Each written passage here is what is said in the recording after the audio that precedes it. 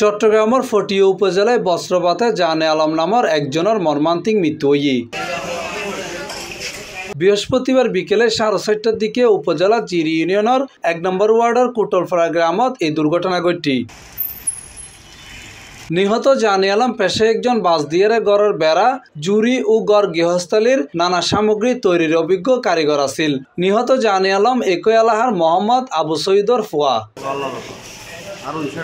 স্থানীয় ইউপি সদস্য জাহাঙ্গীর হইয়ে ও আর ওয়ার্ডের বাসিন্দা ও কর্মরত অবস্থায় মেজে ঠাড়ালপুরি মারা গিয়ে ওর নাম হল জানে আলম, বয়স হল 35, বাবার নাম হল মৃত মোহাম্মদ সৈয়দ।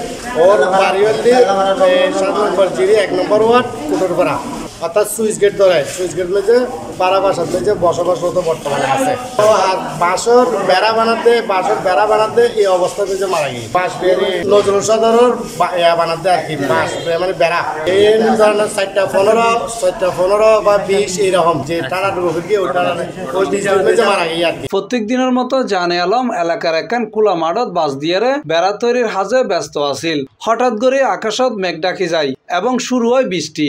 ওই সময় বিকট শব্দই উগ্র বজ্রপাত হয়ে জানে আলমর গায়ত পড়িলে আগুনে পুরো শরীর ফুরি যায়।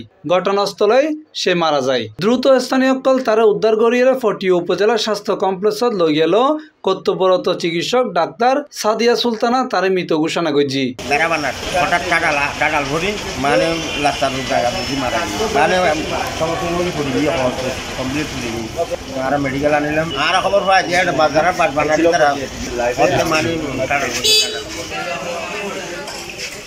C+ TV Chittagong.